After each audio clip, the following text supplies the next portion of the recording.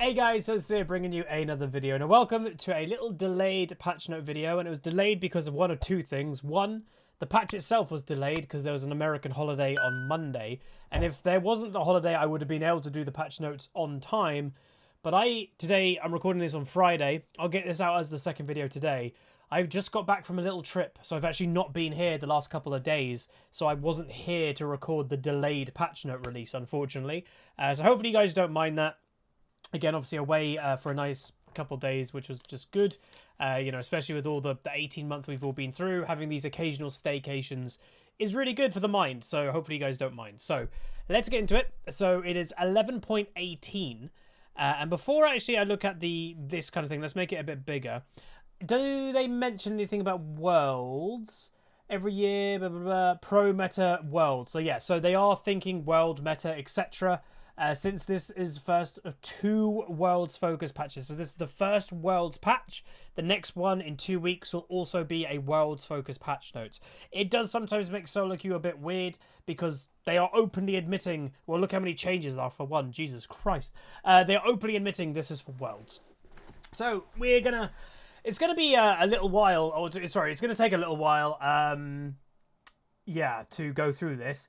But the first thing to say is nerfs. You can see right here, all nerfs are exclusively pro-targeted. So you might think like Thrash is fine or Renekton in solo queue sucks still. It doesn't matter. This is for worlds. So nerfs: Aphelios, Ashe, Camille, Chase, my poor Chase, Kalista, Lee Sin, Renekton again, Thresh, Trundle, and Varus. And then buffs. The buff list is one of the biggest I think I've ever seen, ever. Mundo, Draven, Gangplank, Jinx, Kai'Sa, Karma, Kog'Maw, Misfortune, Morgana, Singed, which is a bit weird, Soraka, Talia, Twitch, Urgot, Yone, which again is stupid, Yumi, which is stupid, Zed, and Zoe. Again, Zed buffs is probably also stupid. But again, it's Worlds. Riot want Yone in Worlds and Zed in Worlds and stuff because they're exciting. Adjusted: Fizz, Kiana, Lilia, Rumble, and Talon. We have system changes to Predator and Umbral Glaive, and we have the new Pentakill skins, and also Hextech Tristana. I unfortunately was not here during the Pentakill concert. I caught a glimpse of it. It looked kind of cool. I have had a chance to listen to the new album because I was on a long drive earlier. I literally just got back from a 3-hour drive, and then I've started to record this instantly after getting into some comfy clothes. And the new album is good. Personally, I'll just say very quickly, and I don't think this is any surprise, my favourite is the acoustic version of Lightbringer. I think it's fantastic. There's a reason that Lightbringer has been my theme song at the end of videos for years. It was my favourite Lightbringer song. The acoustic one may have taken that slot though, and I would imagine in the next couple days that will be reflected on the outro song as well. So anyway, these are being released September the 9th, so they're already out by the time I upload this video. Let's get into it. So I'm not going to like go crazy because there's a lot of stuff here, and again I am fairly tired, but I'll go over every change that I can and give a small opinion on it. So Aphelios, base attack damage going down. Why? Aphelios doesn't seem to be a problem. It's one pro pick, it's world's meta, and his kit is still fundamentally broken. So if he's at all a glimpse of little strength, he's going to get used in pro play. He's going to be pick or ban in worlds, and Riot is just toning that down. Ashe, volley being toned down early, so it's lane control that's they're trying to hurt here. 14 seconds rank 1, going down to 4. It's now 18 seconds rank 1, still going down to 4. So yeah, all they're doing is targeting that early harass, early lane phase strength that Ashe has got, and I think that's fine. Obviously I would say that is a big part of her strength is that poke, and that will probably hurt her, but she'll still probably be okay. Whether she's going to be worlds meta or not, that is the question. Camille, a very strong champion throughout this most of this season. So passive cooldown increased early, so once again just targeting that early kind of easier lane phase that a Camille may have, that she is supposed to be this kind of tricky all-in champion that is susceptible to getting killed in the early game in theory, but her passive is so strong that sometimes she's not. And they are nerfing it again a considerable amount in the early game. It was 16 seconds. Remember, this is the shield that where whoever she attacks, if they've got mainly AP or mainly AD, she'll get a AD shield or AP shield depending what damage type it is. So that is going down or going up in rather 4 seconds in the early game. So again, hurting that lane phase. Draven, so I did hear about this Draven change. It's going to be good for him, quality of life. Whether it's going to be in Worlds or not, I doubt it. I don't see Draven as a Worlds champion, but some people may play him. So Draven's Adoration Stacks count updates will now be displayed in all chat, not just team chat. So everyone knows how much Draven just got for that kill. And then his R, if Whirling Death drops an enemy's health to or below Draven's current Adoration Stacks, it executes them. If you have 300 Adoration Stacks, that's 300 health. Boom, you just get executed instantly. So that is actually going to be really good for Draven players, by the way. Like, that's a huge quality of life change, because there are instances that Dravens get to those stacks, they don't just quite get a kill, and then they get killed, they don't get their passive, But now, voila, he's going to have that now. So I think that's going to be pretty good. Mundo R grants bonus HP on cast instead of healing for missing health, and healing over time decrease late. So the Q, maximum damage to monsters, has gone up, so they're buffing Mundo's jungle clear. And then the R on cast, it used to immediately heal for 20% of missing health. It's now grants 15, 20, 25% of missing health as bonus HP for 10 seconds. So it's just a slightly different way of doing it. And then the other one is the heal of it did 20, 45, 70% heal over time, and now it's 20, 40, 60. So you're gaining a lot of maximum health straight away instead of missing health. So you're going to have a lot of health, and then it heals a bit less because you're gaining that bonus health anyway. So that's not bad, I'd say, overall a buff for Mundo. Fizz, quite a lot to Fizz, so it's an adjustment.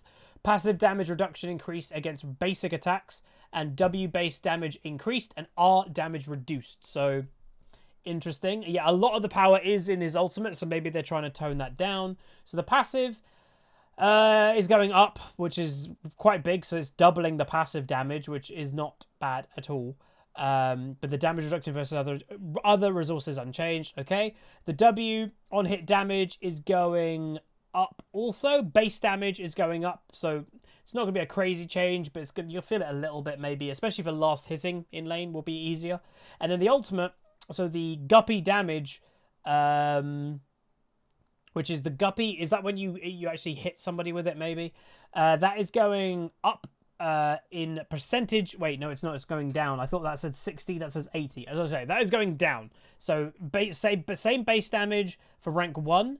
Rank 2, the Guppy is getting nerfed base damage, but also a 10% ability power nerf, so that's quite big.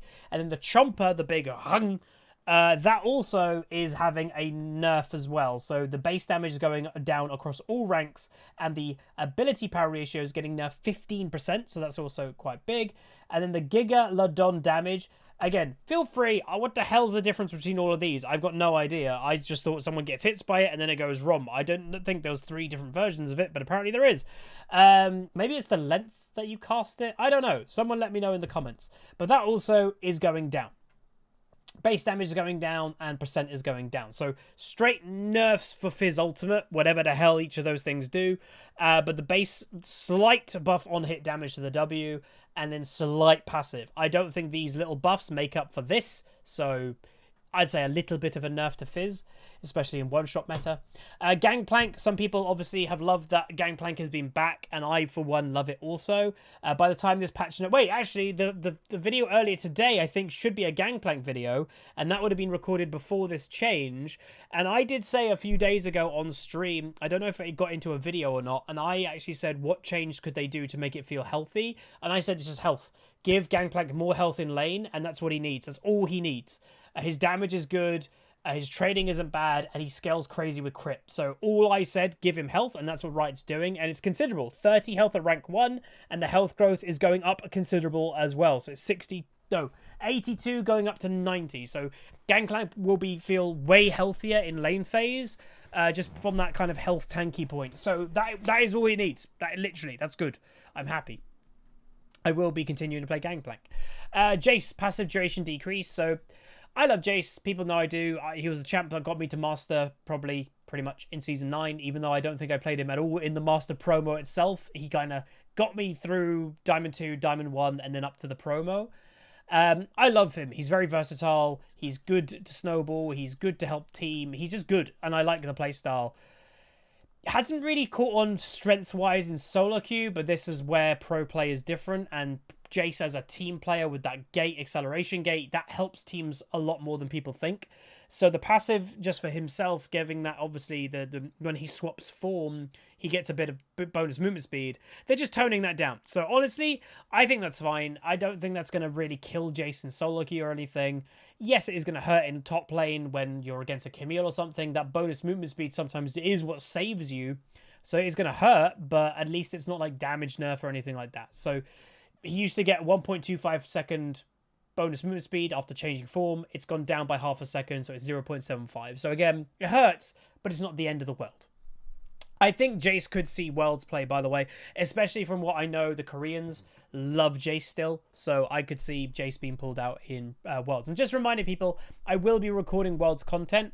We'll be doing spectating the pros when they come over to play on the European servers, that you guys can like tell me who to look for, and I'll watch replays of them and see how they play solo queue on EU West. And then also, we will watch the pro matches, but we'll have to mute the VOD and do it 1 or 2 days before it's live, and then I'm allowed to do that as well. Jinx Q, mana cost reduction early for Fishbone, so a little buff for her for lane phase, which is always nice. I like Jinx, but yeah, sometimes the mana does feel a bit oof on her.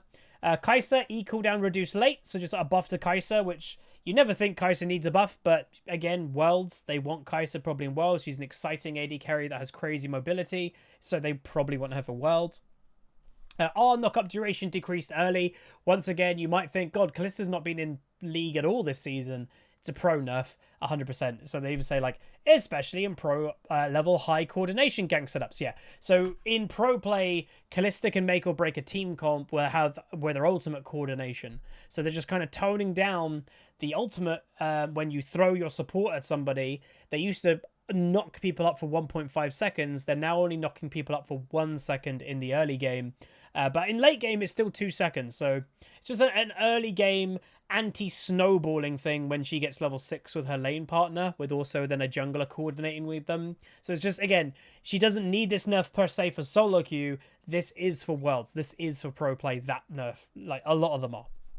Karma. So they did do a little mini rework to Karma to kind of bring her definitely more into the support role. So they are base armor increased and E shield increase. So once again, that's for bot lane. Giving her more armor to survive the AD carries in the early game, giving her more shields to help her AD carry more in the early game. So yeah, that is, they really want Karma to be back properly as a support, not as a flex top or a flex mid laner. They want her as a support. Cogmore, EAP scaling increased. Oh snap, they want AP Cogmore? Okay. So the damage of it has gone, base has stayed the same, but it's 20% ability power. That is not bad for AP Cogmore. Will we see him in meta? Or in mid, in pro and worlds? I don't know. Against the problem with Cogmore, obviously he's an artillery mage as an AP mage, and that doesn't really do very well in modern day League because of the stupid amount of healing in the game still. You just heal up all the artillery damage that's thrown at you. And in the mid lane meta, I suspect the meta in mid lane is going to be still very aggressive, and I don't think Cogmore can match that aggression in the early game. Like, yes, he scales great as AP, but he just can't. If, you know, there's a big fight in bot lane, Silas roams down to bot, for example, Cogmore can't match that in the early game. There's no point. He's too weak. So I just don't see him being in Worlds as AP, but who knows, maybe. Maybe there's some, like, one Korean pro player that's known for it, and I'm just not aware. I don't know. Lee Sin nerfing his base attack damage. So again, it's been very popular this year for lane and jungle. They're just toning him down a little bit. They're probably still expecting Lee Sin to be in the jungle in Worlds. He's so versatile. His kicks can make or break games, but his damage, he's okay. Like, his damage is fine, so that's all they're touching. And again, a minor nerf. It's not huge. Lilia, pro champion, so would expect Lilia potentially in Worlds. And that is base health regen decreased, passive health on large monsters increased, Q stack duration increased, and E cooldown decreased. So quite a lot to Lilia, but Lilia's been strong in top lane. So what are they putting her back into the jungle maybe? So the health regen is going down, so that hurts her in trades in top lane. She can't recover from them as much. The large monsters healing is going up considerably, so that is basically like, hey, you're not getting base healing anymore. Do you know where you're getting healing? From the jungle camps. Hey, go jungle, everybody. And then the passive stack duration has gone up for Q, and the E cooldown has gone down by 2. So yeah, this is mainly for the healing to make her less safe in top lane, put her back in the jungle, but we'll see. Misfortune, bullet time, total waves is going up, so damage buff slightly for Misfortune, not never a bad thing. Morgana E cooldown decreased, so again, very safe champion is Morgana. A lot of the time, if you have to blind pick a support, it could be Morg, and they're just reducing the safety of her by having Black Shield. Actually, no, it's a buff, is it? Yeah, okay, so it's a buff. So Morgana hasn't been picked as much than what she was because the meta, I guess, has got too aggressive maybe for Morgana. So they're just basically making Black Shield a little bit more frequent to try and match that aggression level, I would say. So there you go. Kiana. Base attack speed increased. Health regen decreased. Q. Damage against monsters increased. Oh, I heard this. That, again, Riot still, for the life of them, has not figured out why people don't want a jungle. They don't want a jungle because there's not good champions in the jungle. It's not like, oh, my Zed or my Kiana mid lane, I'd love to play them in the jungle. That's why I don't jungle. No, that's not why the jungle is not liked as a role. The jungle has too much pressure in it. There's too much for the jungler to get wrong. That if your jungler gets it wrong, they're very likely to be the reason you lose the game. That's why people don't want a jungle. It's not because you can't play Kiana in the jungle. Like Riot just hasn't clicked with that, it seems. I don't know. The way that they need to fix jungle is reduce the amount of pressure that junglers have. Lessen the strength of dragons or something like that, because then it's not absolutely awful if you don't get the dragons. Something needs to be done in that respect more than putting champions into the jungle. So the attack speed has gone up. Health regen has gone up. Does 25% damage against monsters, good for jungle clearing. They're just doing a little things with her Q and stuff like that. And then the base damage of her E has gone down. So down in, yeah, just 10 down each. But she can jungle, which, what would he do, I guess? Renekton, poor Renekton. And I have heard, by the way, this is literally most likely going to kill the champion completely, by the way, if you've not heard. So the empowered stun duration is now 1 second, and the empowered self-lockout duration has gone down as well. That it matches the normal W for the empowered one. Basically, when you were empowered, I think the animation used to go off a little bit more. As well, the stun used to be a bit more too, or something like that, and they've now reduced that. So you're really lessening Renekton's trading strength and stun strength. That, like this poor champion. And I like Renekton. I used to play a decent amount of him, and I've the whole season been like, hey, he's not that good, you know, early game meta, he falls off. And obviously, yes, you can be useful as Renekton in late game by being that annoying tank that's really big, crocodile, raw, have to kill me.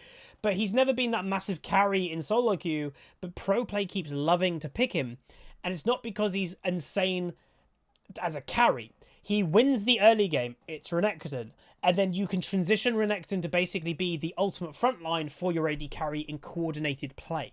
That doesn't work in solo queue because you're not that coordinated. It really works in pro play, and that's why they keep nerfing him. So for solo queue Renektons, I imagine they absolutely hate it right now because he is weak, like in solo queue, but pro play just keep picking him. I bet Renekton means hate pro play, like genuinely, like stop picking the crocodile, they're probably thinking. Anyway, Rumble, champion I like. So passive, bonus attack speed decrease early, now scales with level. And W, cooldown decrease and no longer scales. So it's a flat 6 seconds, so that's good for Rumble for the W. And then the overheat attack speed, it also scales. So it's a nerf in the early game, a buff into the mid to late game. So again, that's for his jungle clearing, I would say, more than anything. So you might see some Rumble in the jungle, potentially.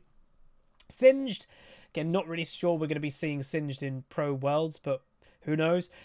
Singed now applies grievous wounds on targets upon dealing damage during insanity potion duration. That is quite good. So that means Singed doesn't need to buy Morello anymore. He doesn't need to buy a Thornmail if he goes that route. He has inbuilt anti-healing. That's pretty good. I have heard about this one being controversial. Soraka, when she presses ultimate, she firstly clears all of her team from grievous wounds, and then the ultimate heal happens. So what people are saying is, healing in League has been busted, but not this type of healing. And I would agree. I don't think it's Soraka's type of healing that has been busted. It's been the self-healing. It's been lifesteal. It's been Omnivamp. That is completely out of control. It's not Soraka. It's not Nami's W. It's not that type of healing. And because everybody has bought anti-healing because of the lifesteal, because of the Omnivamp, champions like Soraka, where it used to be an optional thing to buy anti-heal, it's now in every single game. Soraka has really been punished for that. And it's not like her healing, like she is a heal bot. That's what she's supposed to do. So I'm kind of okay with this change. I do know it's a bit controversial. It's a long cooldown ultimate. But yeah, it removes Grievous Wounds first, then ults all the targets on her team that are alive. I think it's fine. To be honest, like, it probably shouldn't do it, but it's only doing it because Riot don't have control of the other types of healing. Like, it's that simple. So that's why they're doing it. Talia, casting Q on work ground now refunds its cooldown. Oh, that's nice. And work ground radius and duration increased. That's for mid lane, isn't it?